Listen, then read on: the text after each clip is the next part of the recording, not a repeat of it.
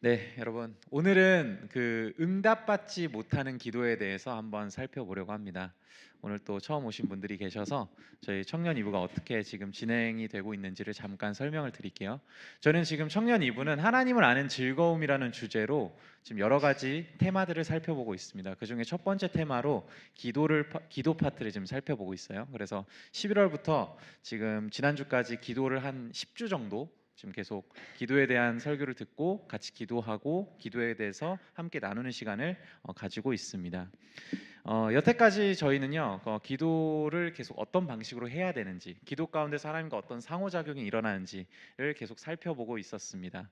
근데 그 기도의 어떤 설교들이요, 대부분 하나님께서 당연히 우리의 기도에 응답해 주실 거다라는 전제로 우리는 기도를 살펴봤던 것 같아요. 근데 오늘은 특별히 우리가 기도를 하다 보면 여러분 꾸준히 기도 생활 해보신 분들은 한 번 이상은 경험해본 하나님께서 응답하시는 것 같지 않아라고 생각하는 그 지점에 대해서 오늘은 응답하시지 않는 기도에 대해서 살펴보려고 합니다. 총 세 부분으로 살펴볼 거고요. 첫 번째는요, 기도의 응답을 받지 못하는 이유에 대해서 살펴보겠습니다. 그리고 두 번째는요, 응답받지 못하는 기도의 유익함에 대해서 살펴보겠습니다. 그리고 마지막 세 번째로는요, 응답받지 못한 기도가 우리에게 유익을 줄 수 있게 된 이유에 대해서 살펴보고 설교로 마무리하도록 하겠습니다. 먼저 첫 번째입니다. 기도의 응답을 받지 못하는 이유에 대해서 살펴보도록 하죠.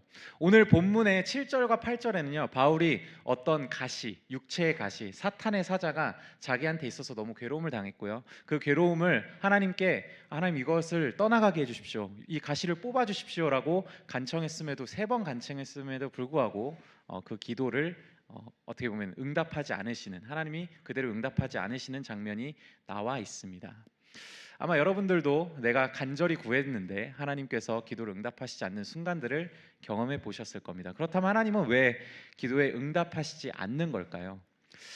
바울의 케이스를 살펴보기 전에 성경이 명확하게 말하고 있는 기도를 응답하지 않는 이유들이 있습니다. 그 부분에 대해서 잠깐 살펴보도록 하죠. 먼저 첫 번째 이유는요, 나의 정욕으로 쓰려고 잘못 구하거나 내가 여전히 죄악 가운데 있을 때 하나님께서는 우리의 기도를 들으시지 않으십니다.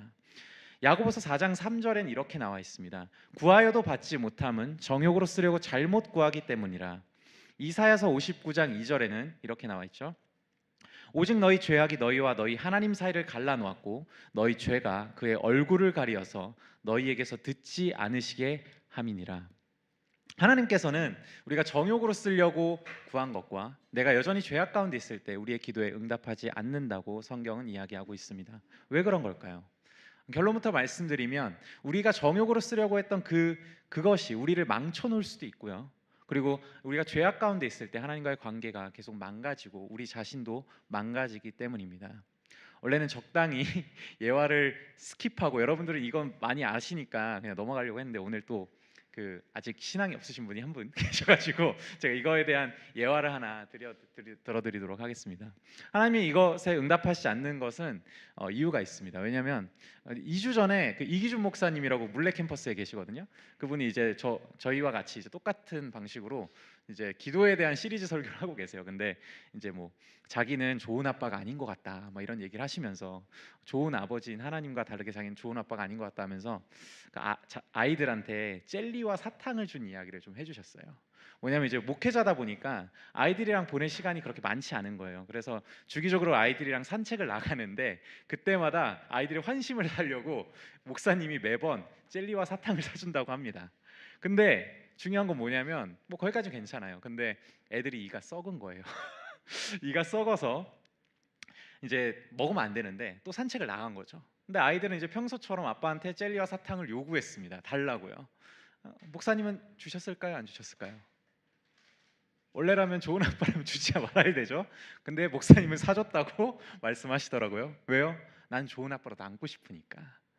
그러면서 이제 자기는 자식들에게 도를 주는 나쁜 아빠인 것 같다라고 얘기하면서 자기 와이프였으면 절대로 아이들의 요청에 응답하지 않았을 거다, 침묵했을 거다. 오히려 내가 이것을 주지 않는 이유에 대해서 설명하고 너의 그 썩은 일을 한번 봐. 응? 지금 이거 먹을 때니? 라고 얘기했을 거라고 이야기하십니다. 하나님께서 우리에게 정욕대로 우리 정욕대로 우리 마음대로 구할 때, 그리고 우리가 죄악 가운데 있을 때 구하는 것들을 응답하지 않는 이유도 바로 이런 이유와 비슷합니다. 우리가 구하는 것들이 우리를 망칠까 봐, 그리고 우리의 죄악 가운데 있는 그 상태가 하나님과 우리 사이를 갈라놓을까 봐 하나님은 그것부터, 너의 상태부터 알아차리라고 응답하지 않으시는 것이죠. 두 번째 이유가 있습니다. 또 기도를 응답하시지 않는 명확한 두 번째 이유가 있는데요. 두 번째 이유는요, 다른 사람들과의 관계에서, 우리가 죄를 짓거나 다른 사람들과의 관계에서 뭔가 문제가 있을 때 하나님께서는 우리에게 응답하지 않으신다고 이야기합니다. 이사야서 1장 15절을 보면 이렇게 나와 있습니다. 너희가 손을 펼 때 내가 눈을 너희에게서 가리고 너희가 많이 기도할지라도 내가 듣지 아니하리니 이는 너희 손에 피가 가득함이라. 이사야서 1장 15절의 배경은 이렇습니다. 남유다라는 하나님의 나라가 있었어요. 하나님이 선택한 이스라엘의 나라가 있었습니다. 근데 그 나라에서 이제 기득권 세력들이 사회적 약자들을 계속해서 괴롭히고 그 사람들에게 베풀어야 될 선행을 베풀지 않고 그들의 고열을 빠는 것을 하나님은 보신 거죠. 그래서 너희가 아무리 예배를 잘 드리고 너희가 아무리 기도를 많이 한다 하더라도 난 듣지 않겠다. 너희는 지금 나를 경외하지 않고 있다. 사회적 약자를 돌보고 있지 않다라고 말씀하시면서 기도를 듣지 않겠다고 말씀하시는 거죠. 이 부분을 지지하는 또 잠언의 21장 13절은 또 이렇게 얘기하고 있습니다. 귀를 막고 가난한 자가 부르짖는 소리를 듣지 아니하면 자기가 부르짖을 때에도 들을 자가 없으리라. 하나님께서는 가난한 자에게 선을 행해야 되는 자들을 돌보지 않는 사람들의 기도를 듣지 않겠다고 이야기하시는 거죠. 그리고 베드로전서 신약 성경에도 이런 말씀이 있습니다. 베드로전서 3장 7절인데요. 제가 요즘 아주 잘 기억하려고 하는 말씀이기도 합니다. 남편들아 이와 같이 지식을 따라 너희 아내와 동거하고 그를 더 연약한 그릇이요 또 생명의 은혜를 함께 이어받을 자로 알아 귀히 여기라. 이는 너희 기도가 막히지 않게 하려 함이라. 고대 근동 사회에서는요, 여자를 귀하게 여기지 않았습니다. 그냥 단순히 여자를 그냥 애를 낳는 기계 정도로만 취급했어요. 근데 그때 베드로는 이야기하는 것이죠. 아니다. 하나님께서 여자도 너의 아내도 하나님의 형상이고 하나님이 지으신 귀한 하나님의 자녀다.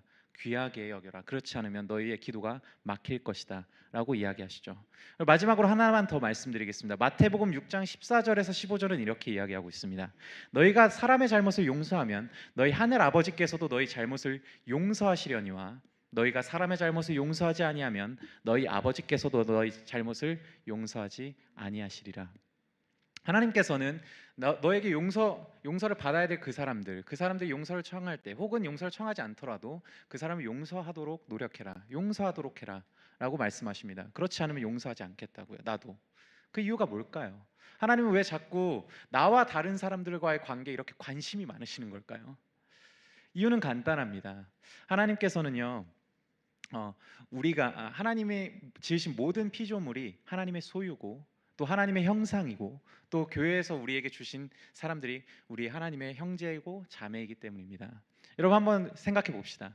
우리 김인수 전도사님이라고 있어요. 저기 영화부 담당이신 김인수 전도사님네 집에 제가 만약에 놀러 가서 교제를 막 하고 있다고 칩시다. 그 김인수 전도사님이랑 막 이제 재밌게 이제 제가 교제를 하고 있어요. 그리고 남편인 민우 형제랑 막 이제 셋이서 막 이렇게 재밌게 교제를 하고 있는데 이 시간이 너무 즐겁습니다. 재밌습니다. 계속 이 시간이 있었으면 좋겠네요. 막 이런 얘기를 하고 있는데 갑자기 옆에 그 인수 전도사님의 딸인 시은이가 빽 웁니다. 그때 제가 만약에 시은이를 보고 질색팔색하면서 인수 전도사님, 시은이가 울지 않게 제 눈에서 좀 치워주세요. 이런 얘기를 한다면 제가 과연 인수 전도사님과 좋은 관계를 맺을 수 있을까요? 아니요, 그러지 못할 겁니다. 그러지 않겠죠.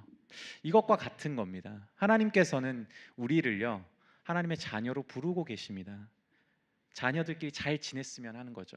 그리고 하나님의 형상, 하나님의 피조물들과 좋은 관계를 맺기를 원하십니다. 그래서 하나님께서는 우리 다른 사람들과의 관계에서 우리가 문제가 있을 때, 그것을 자꾸 회피하려고 할 때 기도에 응답하지 않고 그것에 주목하게 하시는 것이죠.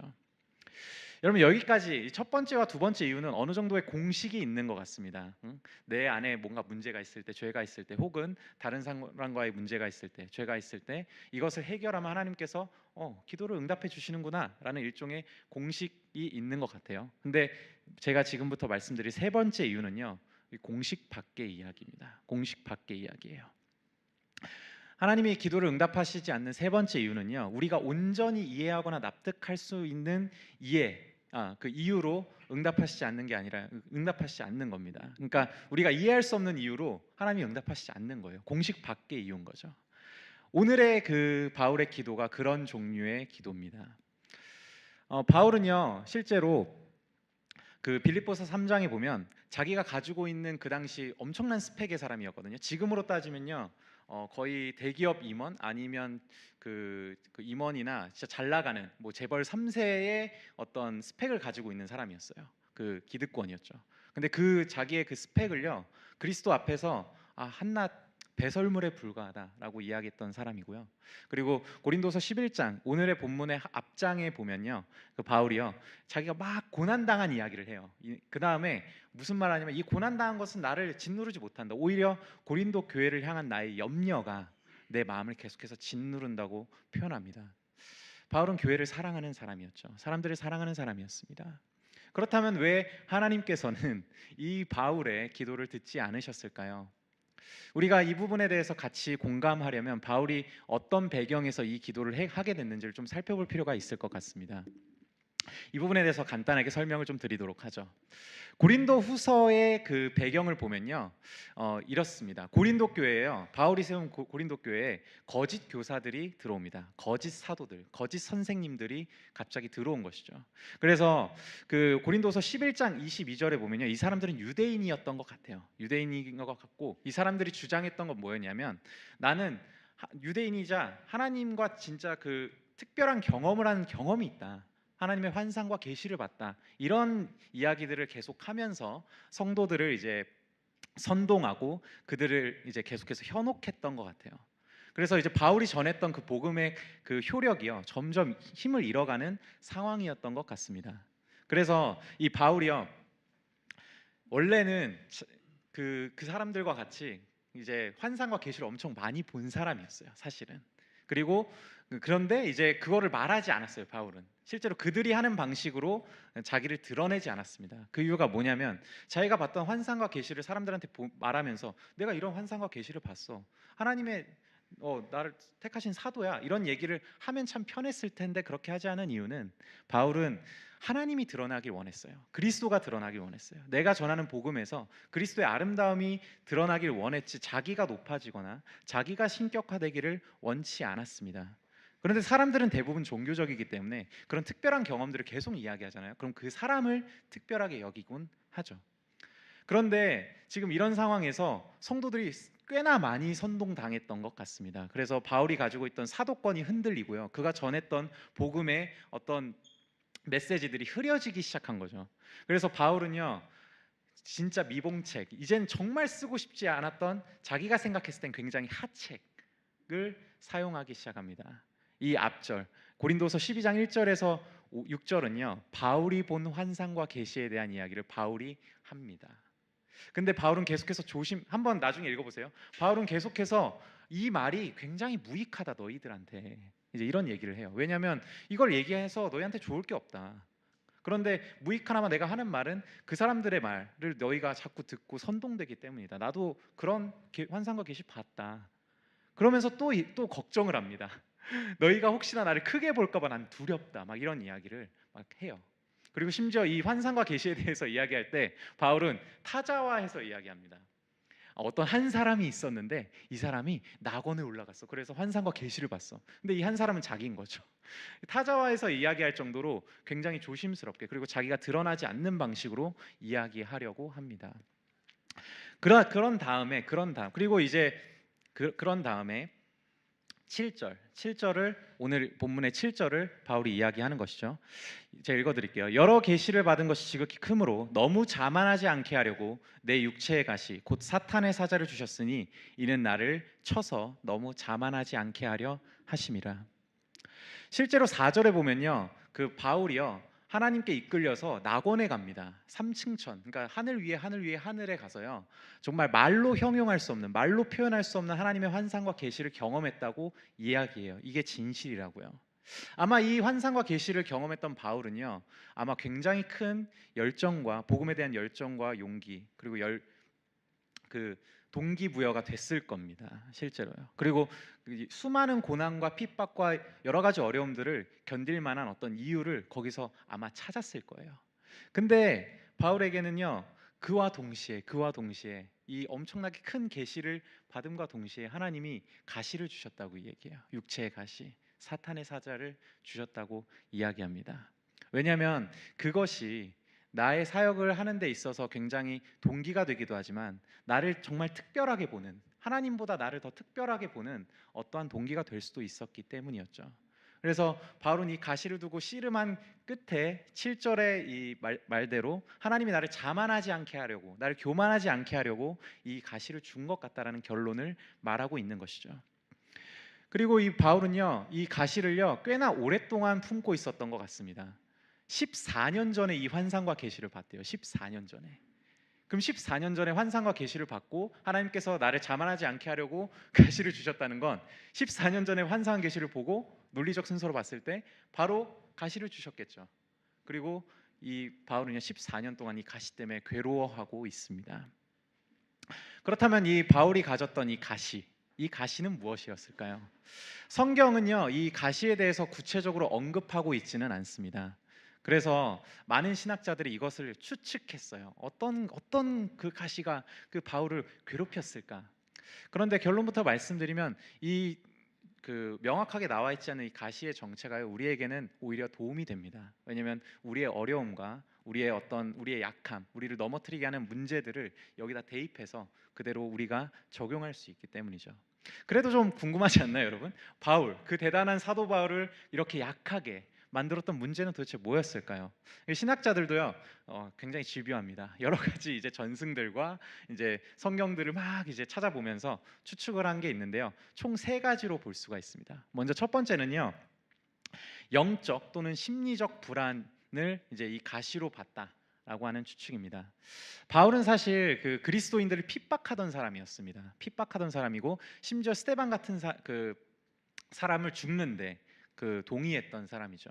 핍박하고 그리스도인들을 죽이는 역할을 부여받은 사람, 그걸 스스로 했던 사람이었습니다. 그래서 바울은 이것에 대한 안 좋은 트라우마가 있었다는 것이죠. 그래서 특히나 이제 유대인 그리스도인들이 자기의 말을 듣지 않았을 때, 뭔가 내가 과거에 저질렀던 그 일이 영향이 있어서 이 사람들이 내 말을 듣지 않는 걸까? 이런 트라우마에 늘 시달리고 있었다는 것이 이제 첫 번째 가시의 이유입니다. 두 번째 가시의 이유는 뭐냐면요, 바울에 대한 반대 세력들에 대한 것을 가시로 표현했다라고 이제 이야기하는 거죠. 오늘 제가 방금 설명드린 고린도 교회에 있는 이 거짓 교사들, 거짓 이 선생님들, 거짓 이 사도들이 바울을 이제 대놓고 반대했을 거 아니에요. 그리고 이제 고린도 교회 안에서도 바울의 사도권에 대해서 계속해서 의심하는 사람들이 있었습니다. 그리고 바울의 전도 여행을 보잖아요. 사람들이 계속해서 바울을 핍박해요. 그리고 바울을 때리고 지금 죽는 데까지 내어주는 경우도 많이 있습니다. 이런 것들, 바울에 대한 직접적인 반대 세력에 대해서 바울은 가시로 표현했다라고 보는 부분이 있는 거죠. 그리고 마지막 세 번째는요, 바울의 육체적 질병입니다. 바울은 눈이 안 좋았던 것 같아요. 그래서 성경에도 그런 부분이 나와 있거든요. 뭐 이제 자기 동역자 중에 한 명이 이제 자기에게 눈을 달라고 하면 눈이라도 줄 것이다, 뭐 이런 표현들이 있어요. 그러니까 실제로 눈이 별로 안 좋았던 것 같아요. 그리고 이제 전승들에 따르면 뭐 간지를 앓았다, 말라리아에 걸렸었다, 뭐 그리고 편두통이 굉장히 심했다, 뭐 이런 의견들이 있습니다. 뭐 이 세 가지의 어떤 가시의 이유가요, 뭐 전부일 수도 있고 뭐 그 중에 하나일 수도 있고 뭐 두 개일 수도 있고 모르겠어요. 이게 맞는지는 모르겠어요. 하지만 바울에게는 확실한 가시가 있었습니다. 그리고 이 가시가 좀 뽑혀 나갔으면 하는 마음으로 8절에 이렇게 하나님께 구했죠. 이것이 내게서 떠나가게 하기 위하여 3번 주께 간구했다고요. 여러분 한번 생각해 보십시오. 바울은요 지금 교회를 위해서 선교를 하고 있습니다. 자기의 정욕을 다 내려놓고 하나님의 영광을 구하는 삶을 살고 있는데, 내가 조금만 더 건강하다면, 내가 조금만 더 다른 사람들의 반대에 부딪히지 않는다면, 내가 과거의 어떤 트라우마에 더 이상 사로잡히지 않는다면, 내가 좀 더 활발하게 활력 있게 복음을 전할 수 있지 않을까? 이런 생각을 하지 않았을까요? 아마 저와 여러분들도 바울의 입장이었다면 그렇게 생각했을 겁니다. 그래서 그게 굉장히 합당하다 생각해서 바울은 3번 기도했던 것이죠. 이 3번 기도했다라는 부분을 우리는 한 번 또 살펴볼 필요가 있습니다. 여러분, 바울이요 그냥 그 앉은 자리에서 3번 구했다는 그런 이야기가 아닙니다. 그 신약학자 머레이 해리스 같은 사람은요, 이 부분을요 단회적인 3번의 사건으로 봐야 된다고 주장합니다. 왜냐하면 그 이 앞장에 있는 고린도후서 11장에 보면요, 11장 25절에 보면 이런 말씀이 나와 있습니다. 3번 태장으로 맞고 1번 돌로 맞고 3번 파선하고 일주야를 깊은 바다에서 지냈으며, 바울이 전도 여행을 하면서 겪었던 고난에 대해서 표현할 때 3번을요 단회적 3번으로 표현하고 있습니다. 이것의 맥락에 그대로 받아서 12장에서도 이것은 단회적 3번으로 표현됐을 거라고 해리스는 이야기하고 있는 것이죠. 그렇습니다, 여러분. 바울이요 3번 기도했는데 그 중에 2번은 기도 응답을 받지 못한 겁니다. 그리고 그 기도와 기도 사이에 또 기도 응답을 받지 못한 순간들이 있을 거 아니에요. 그 시간들을 바울은 견디게 되었습니다. 응답을 받을 때까지요. 근데 응답을 받았는데 어땠어요? 내 은혜가 내게 족하다. 아니, 너의 가시를 빼주지 않을 거야. 하나님의 응답은 바울이 원함과 달랐습니다. 아주 좀 잔인한 상황이죠. 그런데요, 여러분, 저와 여러분들도 이런 상황들이 분명히 있습니다. 딱히 내가 하나님 앞에 뭐 잘못한 거 없는 것 같고, 내가 뭔가 정욕으로 구한 것 같지도 않고, 내가 지금 지내는 사람들과 잘 지내고 있는데 하나님께서는 왜 내 원하는 것들을 들어주시지 않을까? 들어주시 않는 것들에 대해서 뭔가 그런 그 기간들을 왜 허락하실까? 이런 순간들이 있죠. 그렇다면 하나님께서 이렇게 응답하시지 않는 기도를 통해서 우리에게 하시고자 하시는 말씀은 도대체 무엇일까요? 우리가 배워야 될 유익은 도대체 무엇일까요? 두 번째 단락으로 넘어가겠습니다. 응답받지 못하는 기도의 유익에 대해서 살펴보도록 하죠. 응답받지 못하는 기도의 첫 번째 유익은요, 하나님을 찾고 그분께 귀 기울이게 한다는 것입니다. 다시 한번 말씀드릴게요. 응답받지 못하는 기도의 첫 번째 유익은요, 하나님을 찾고 그분께 귀 기울이게 한다는 겁니다. 여러분, 우리가 한번 이 부분을 살펴보기 위해서 우리가 하나님 왜 제 기도에 응답하지 않으세요? 라고 하는 순간들을 한번 떠올려 봅시다. 한번 떠올려 보세요. 다 각자 하나씩 있을 거예요. 하나씩은 적어도 있을 거예요. 근데 우리가 정말 하나님께서 왜 응답하지 않으세요? 라는 그 기도의 제목들을 자세히 뜯어보잖아요.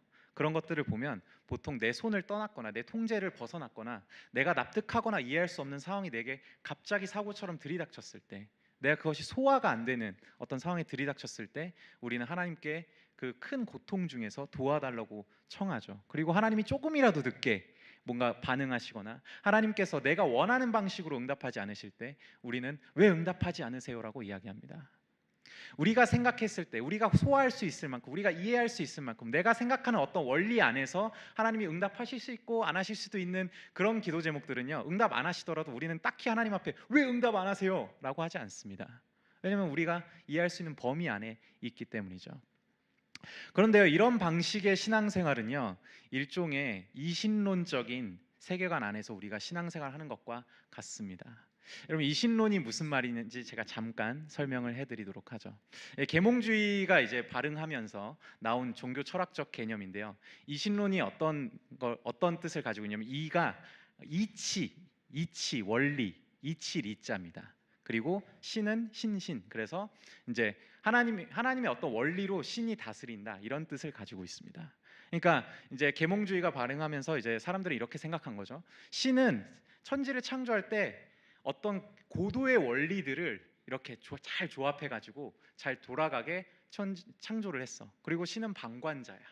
알아서 돌아가게 만들어 놨으니까. 그러니까 너희들은 너희 이성과 너희 능력을 활용해서 그 원리들을 찾아내고 그 원리들에 맞게 너희들이 그걸 잘 활용해서 너희가 원하는 걸 얻어라 라는 게 이 이신론의 핵심입니다. 여러분, 이거 좀 뭐 이상한가요? 여러분들이 생각할 때 좀 이상한 논리인가요? 저는 이걸 처음 들었을 때 이게 뭐 이상한가? 약간 이런 생각을 처음 했습니다. 근데 이것은 굉장히 어떻게 보면 위험한 발상입니다. 왜냐하면 하나님을 방관자로 계속 밀어놓기 때문이죠. 하나님은 실제로 지금도 우리를 통치하시고 다스리시며 이 모든 천하 만물이 움직이는 그 원리들을요 붙잡고, 말씀으로 붙잡고 실제로 움직이고 계세요. 근데 그런 하나님을요 저 멀리 떨어뜨려 놓는 거죠. 그리고 사람들은 하나님과 상관없이 이 원리들에 집중합니다. 어떻게 하면 성공할 수 있을까? 어떻게 하면 내가 사람들과 잘 지낼 수 있을까? 어떤 원리들에 집착합니다. 그리고 그 원리들 안에서 내가 납득하는 어떤 세계관을 그려버리죠. 그리고 그 세계관 안에는 하나님이 없습니다. 실제로 우리는 그리스도인임에도 불구하고 이런 이신론적 세계관으로 살아갈 때가 훨씬 많아요. 실제로 많습니다. 그렇기 때문에 우리는요, 갑자기 가족이 아프거나 내게 갑자기 어떤 불의의 사고가 일어나거나, 혹은 내가 뭐 투자했던 어떤 회사 갑자기 부도가 나거나, 내가 투자했던 어떤 주식 갑자기 훅30% 떨어지거나, 이런 일들이 벌어졌을 때 내 원리 안에서, 내가 이해할 수 있는 범주 안에서, 내 능력 안에서 뭔가 커버할 수 있는 범주를 벗어났을 때, 그렇게 고통을 느낄 때 그때서야 하나님을 진정으로 찾게 되는 것이죠. 그때서야 하나님을 찾게 되는 겁니다. 왜요? 이제 내 세계 안에서는 이게 해결이 안 되니까. 그렇게 응답되지 않는 기도의 제목은요, 우리를요 하나님 앞으로 끌고 옵니다. 하나님 앞으로 초대해요. 여러분, 오늘의 본문의 바울은 어땠을까요? 바울은 큰 환상과 계시를 봤습니다. 그 누구도 보지 못했던 계시를요. 그럼 바울 입장에서는 그 계시 안에 있는 어떤 신학적 원리들, 목회적 방침들을 세울 수 있었겠죠. 그리고 그것들을 더 의지할 수도 있었을 겁니다.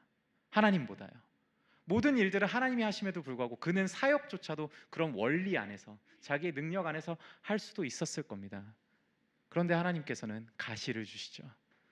하나님을 바라보게 하는 가시를 주신 겁니다. 그리고 다음으로 넘어가겠습니다. 하나님이 응답하시지 않는 기도를 통해서 주시는 두 번째 유익은요, 우리로 하여금 경건의 열매를 맺게 한다는 겁니다. 경건의 열매를 맺게 한다는 거예요. 여러분, 실제로 이제 하나님 앞에 서게 됩니다. 우리가 그 고통 중에 내 손을 떠난, 내 통제를 떠난, 내가 어떻게 이해할 수 없는 이 상황들을 이제 내 안에서는 소화가 안 되고, 세상의 법칙과 원리로는 도저히 소화가 안 되는 이것을 가지고 우린 하나님께 나아갑니다. 그리고 내 안에 답이 없기 때문에, 그리고 세상이 나에게 답을 줄 수 없기 때문에 이제 하나님께 답을 구하기 시작하죠. 하나님, 이 상황을 어떻게 보십니까? 나를 어떻게 보고 계십니까? 내 인생을 어떻게 보고 계십니까? 이 문제를 어떻게 다루실 겁니까? 이렇게 우리는 하나님께 탄원하고 때로는 원망하면서 하나님 앞에 나아가죠. 드디어 우리는 하나님 앞에 그 응답되지 않는 기도의 제목을 가지고 하나님을 우리의 삶 가운데로 초대하는 겁니다. 그리고 나서 우리는 계속 하나님의 말씀에 귀 기울이죠. 도대체 하나님은 뭐라고 말씀하실까? 나를 어떻게 납득시키실까?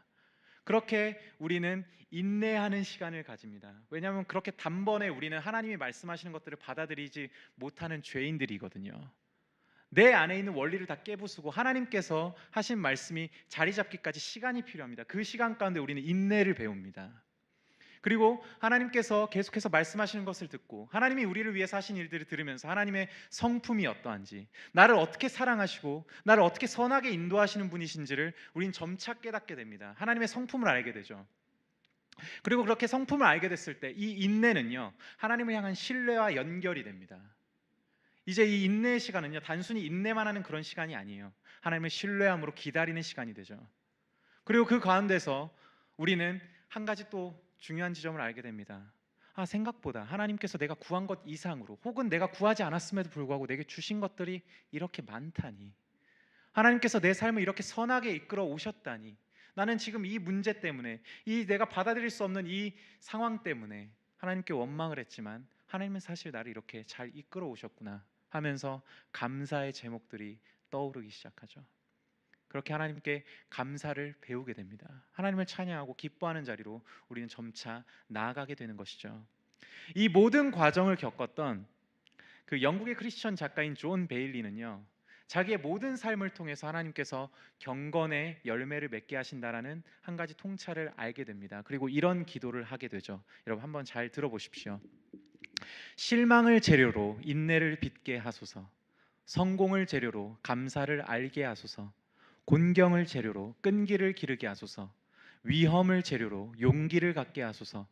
비난을 재료로 참을성을 키우게 하소서. 칭찬을 재료로 겸손을 알게 하소서. 쾌락을 재료로 절제를 이루게 하소서. 고통을 재료로 지구력을 가꾸게 하소서. 그렇습니다, 여러분. 응답되지 않는 그 기도를 통해서 하나님은 우리에게 경건의 열매를 맺게 하십니다. 그리고 마지막으로 여러분, 응답되지 않는 기도의 마지막 유익은요, 이제는 우리가 그동안 크게 봐왔던 세상이 말하는 성공의 법칙, 성공의 원리, 사람들과 잘 지내는 법, 이런 원리들, 그리고 나의 능력, 나의 어떤 지혜, 이런 거 말고요, 진짜 내가 크게 봐야 될 분, 하나님을요 정말 이제 크게 보게 된다는 유익이 있습니다. 이 부분에 대해서 9절에 바울은 이렇게 이야기를 하고 있습니다. 실제로 하나님께서는 바울이 3번 간구한 이 간구의 기도를요 이렇게 대답하시죠. 나에게 이르기를, 하나님이 바울에게 이르기를, 내 은혜, 하나님의 은혜가 내게, 바울 너에게 족하도다, 충분히 족하도다. 이는 내 능력이 약한 데서 온전하여짐이라. 바울아, 너의 그 약함, 너를 약하게 만드는 그 문제에서 나의 강함이 드러난다 라고 말씀하시는 거죠. 이 말씀을 듣고, 이 응답을 듣고 바울은 이렇게 반응합니다. 그러므로 도리어 크게 기뻐함으로 나의 여러 약한 것들에 대하여 자랑하리니 이는 그리스도의 능력이 내게 머물게 하려 함이라.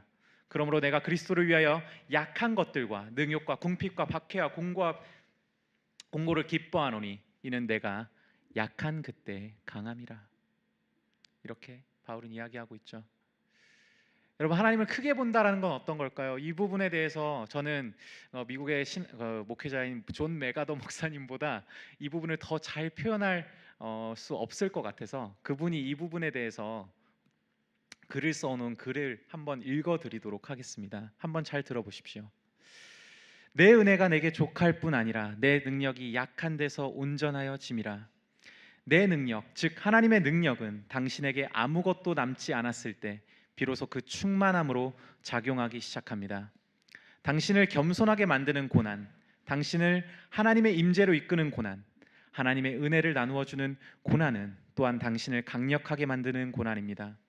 당신이 부서졌을 때, 당신 자신의 자원이 바닥났을 때, 당신이 의지하거나 신뢰할 것이 없을 때, 당신 자신을 완전히 하나님께 맡길 때 당신은 진정으로 강력해집니다. 당신이 당신 자신의 재능을 계속 신뢰하는 한, 당신 자신의 영리함을 계속 신뢰하는 한, 당신 자신의 돈과 당신 자신의 아이디어와 당신 자신의 전략을 계속 신뢰하고 사역에서든 무엇이든 모든 문제를 해결하고 모든 목적을 달성할 수 있는 당신 자신의 능력을 계속 신뢰하는 한, 당신은 그렇게 행동하는 한 당신은 약할 것입니다. 너무 약해서 하나님이 능력을 발휘할 수 없는 사람은 없지만 너무 강해서 하나님이 능력을 발휘할 수 없는 사람은 많습니다.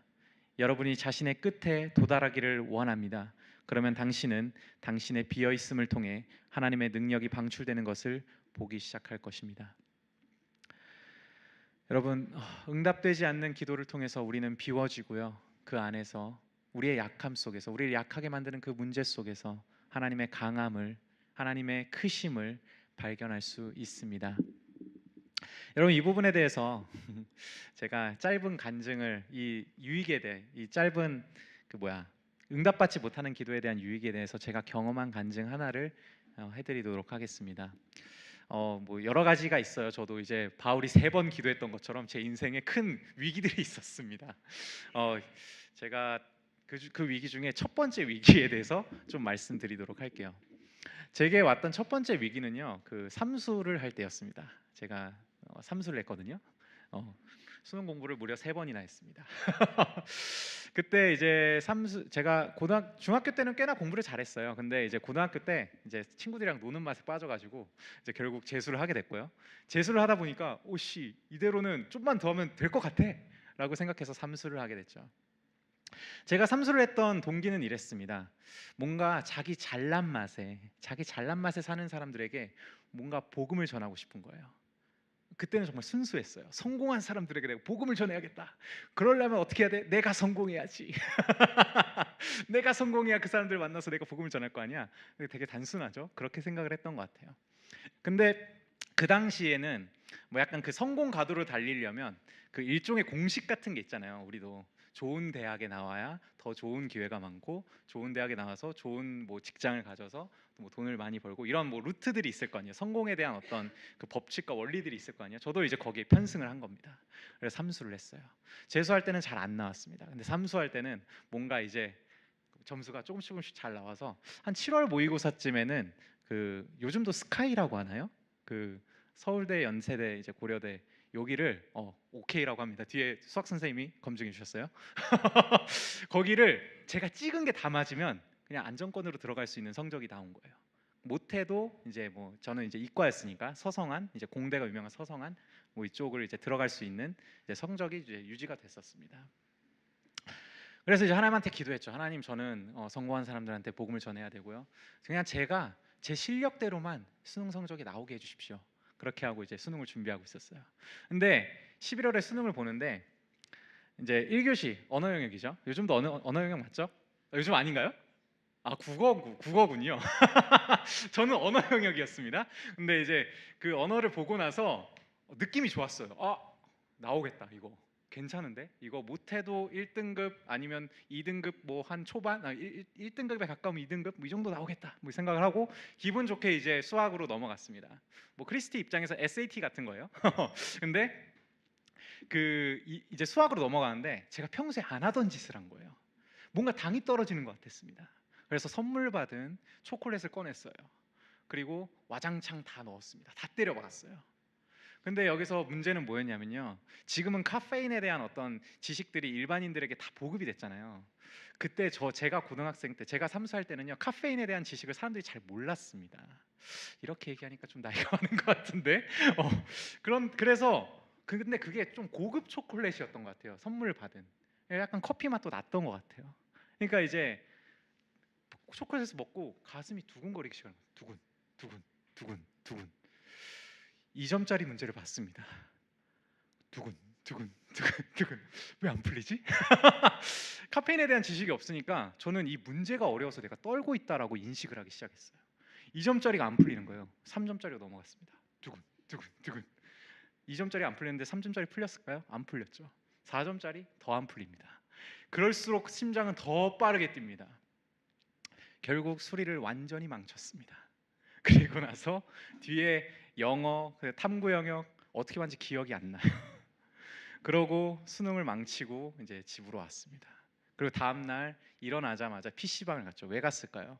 메가스터디에 들어가서 가채점을 해봐야 될 거 아니에요. 도대체 내 점수는 어떻게 나왔는지 채점을 했습니다. 어떻게 나왔을까요? 전 이과였습니다. 이과 점수인데 이렇게 나왔어요. 253333. 수학이 5등급이에요. 5등급이 나와버렸어요. 평소에 수리를 1, 2등급 나왔던 사람이 5등급이 나왔습니다. 펑펑 울었습니다. 저 진짜 뻥 안 치고 PC방에서 엉엉 울었어요.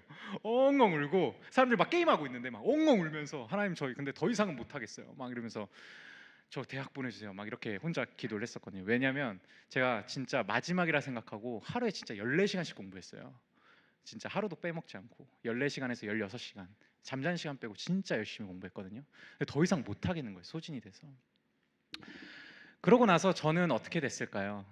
그 이후에 수시와 어떤 논술이 있었겠죠. 저희 때도 있었어요, 여러분. 수시와 논술이 있었습니다. 비중이 뭐 높진 않았지만 제가 원래 가려고 했던 대학에 다 넣었습니다. 제 성적과 상관없이. 기적이 일어나지 않을까?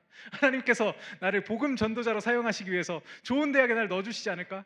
그리고 그 대학들을 다 넣고 수시와 논술을 보고 제가 매주 금요기도에 나가가지고 그 교회 나가서 밤샘 철야 기도회가 있거든요. 거기 가서 맨날 대학 이름을 부르면서 하나님 여기 보내주십시오. 여기 보내주십시오. 여기 보내주시면 제가 하나님의 영광을 살겠습니다. 맨날 기도했습니다. 그리고 새벽 기도 나가서 또 기도했어요. 하나님 듣고 계시죠? 제 기도를 응답해 주십시오. 이렇게 선한 의도가 어디 있습니까? 하면서 이제 기도를 했던 거죠. 결과는 어떻게 됐을까요, 여러분? 하나님 응답하셨을까요? 다 떨어졌습니다. 그렇죠. 그런 기적이 일어날 리가 없죠. 근데 정말 놀랍게도요. 하나님께서는 제게 은혜를 베푸셨습니다. 어떤 은혜였냐면요. 제가 금요기도에 나가기 시작했다 그랬잖아요. 그리고 새벽기도에 나가기 시작했다 그랬잖아요. 언젠지는 잘 모르겠어요. 근데 어떤 한 목사님이 말씀을 전해주실 때 이런 말씀을 제게 전달을 해주셨습니다. 그때 그게 정말 하나님의 말씀처럼 들렸어요. 어떤 거였냐면 하나님께서는 너와 생각이 다르시다는 거예요. 네 생각과 하나님 생각은 너무 다르다. 성경에서는 그걸 말하고 있다. 그리고 하나님께서는 너를 가장 선한 길로 인도하실 거다. 네 생각과 다르다 하더라도 거기에 집착하지 마라. 이 메시지가 저한테 들려왔습니다. 그리고 나서 이제 시선을 돌려서 하나님을 보기 시작했죠.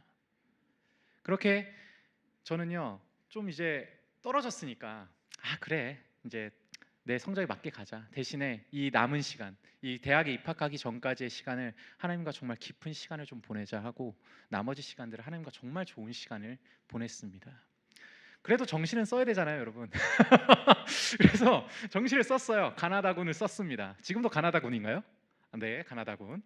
그래서 나름 그때는 배치표를 이제 살 수 있었어요. 그래서 배치표를 제가 전자 보고 전략적으로 상향 지원을 여기 하고 이렇게 해보자 해서 했는데 상향 지원에 제가 홍대를 썼습니다. 그리고 이제 나머지 두 군데는 제 점수에 맞게 이제 썼죠. 당연히 이제 점수에 맞게 쓴 데는 금방 합격 발표가 났어요. 근데 홍대는요 대기 번호를 받기는 받았어요. 근데 이거는 약간 붙으라고 주는 번호는 아니었던 것 같아요. 이거는 한 5바퀴는 돌아야 될 것 같은데? 약간 이런 생각이 이제 들었습니다. 왜냐하면 그 평균치가 있을 거 아니에요. 평균 이과가 몇 바퀴 도는지 이제 다들 이제 아니까요. 그래서 이제 좀 포기한 마음으로 이제 수련회에 가서 열심히 기도를 하고 있었습니다. 막 찬양하고 너무 즐거운 하나님과 즐거운 시간 보내고 있었어요. 근데 밥을 먹는데 전화 한 통이 걸려왔습니다. 02였어요. 그래서 이제 전화를 받았죠. 근데 홍대 입학 접니다. 추가 합격되셨습니다. 등록하시겠습니까? 어휴 감사합니다. 하고 바로 등록할게요 하고 등록을 했죠. 하나님께서 은혜를 베푸셨던 것 같습니다. 실제로 5바퀴 반을 돌고 제가 문을 닫고 들어갔어요. 놀랍죠?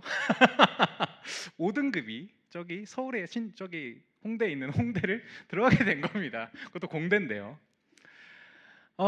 여러분 제가 지금 이런 말씀을 드리는 게 아닙니다. 뭔가 내가 열심히 기도했기 때문에 하나님과의 관계가 좋았기 때문에 하나님께서 내게 선물을 주신 거다 이런 이야기를 하는 게 아니에요. 저는 그때 그걸 알게 됐습니다. 어떤 걸 알게 됐냐면요.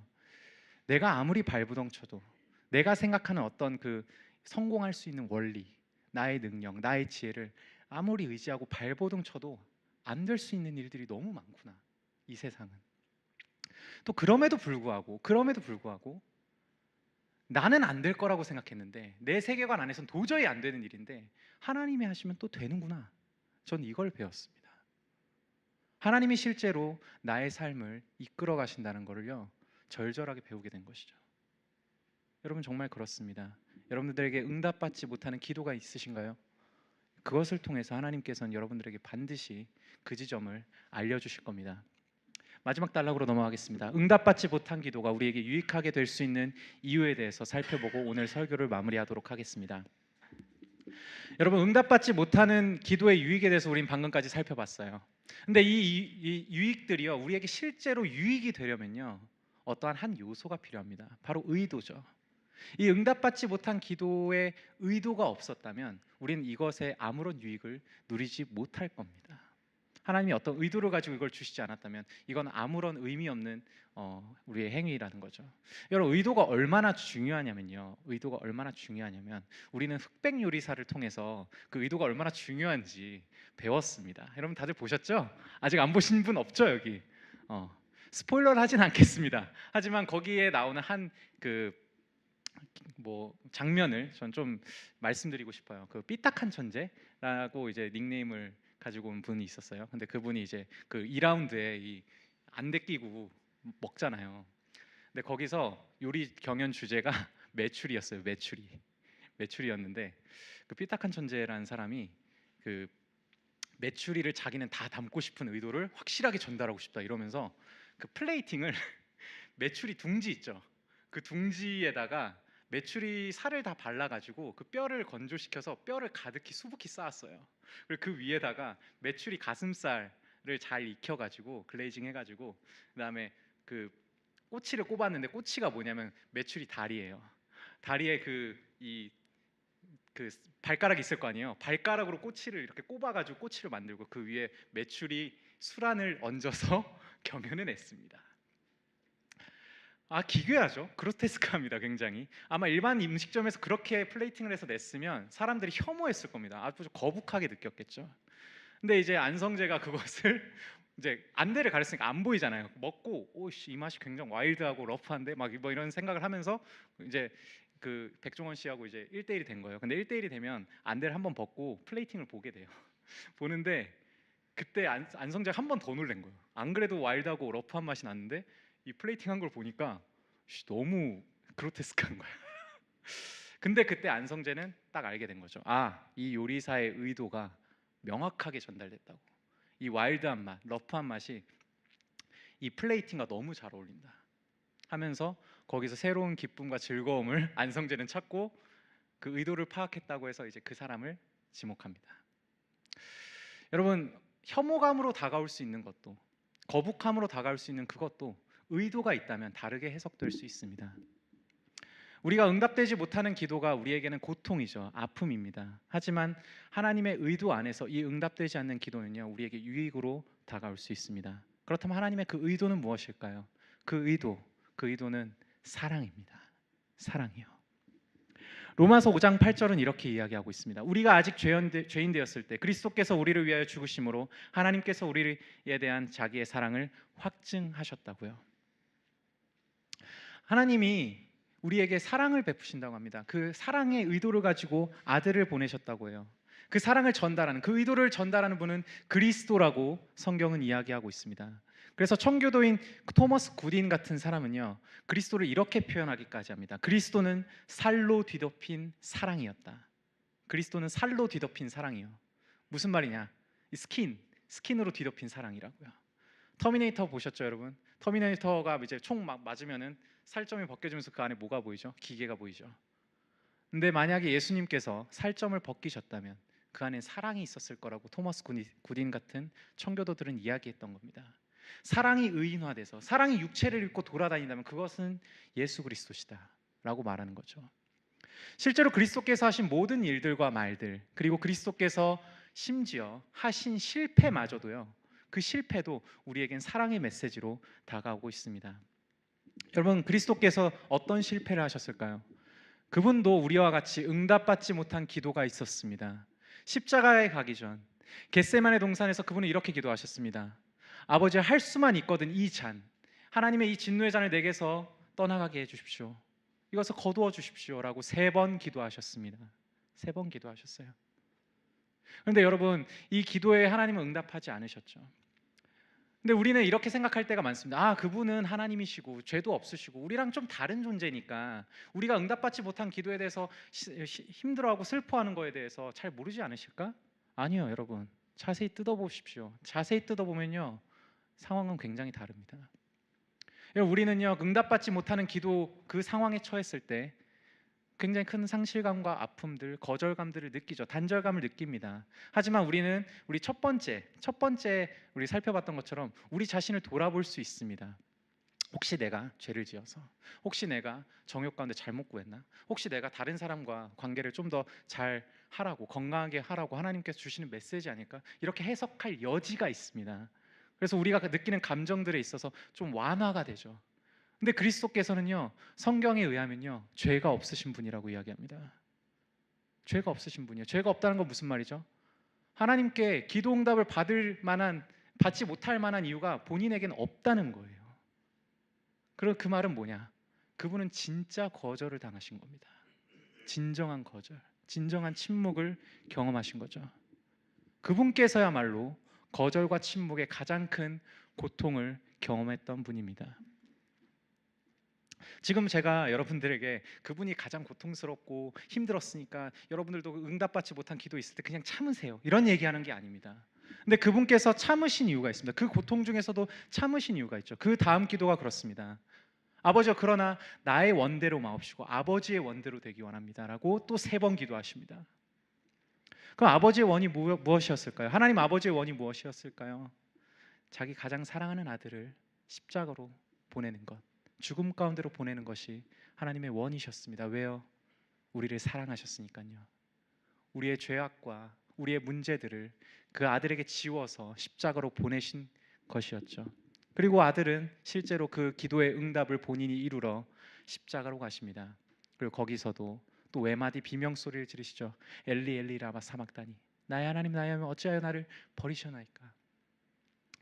그 상황에서도 하나님은, 성부 하나님은 아무런 응답하지 않으십니다. 차갑게 침묵하시고 그의 기도를 거절하시죠. 왜요? 우리의 유익을 위해서요. 여러분, 우리는 기도 응답을 받지 못하는 그 순간에도 유익할 수 있다는 것을 오늘 배웠습니다. 하지만 그리스도께서는요, 그 차갑게 식은 거절, 그 응답받지 못한 기도 가운데 아무런 유익이 없었어요. 그 응답받지 못한 기도는 그리스도를 파멸과 죽음으로 이끌어갔습니다. 왜 그랬을까요? 그분은 사랑이셨기 때문입니다. 우리를 그분의 품으로, 아버지의 품으로 인도하기 위해 그분은 십자가로 가셨던 것이죠. 여러분, 그리스도께로 오십시오. 그리고 하나님께 여러분들의 응답되지 못한 기도를 가지고 씨름해 보십시오. 그리고 그리스도 안에서 우리 함께 하나님을 크게 보는 자리로 나아갑시다.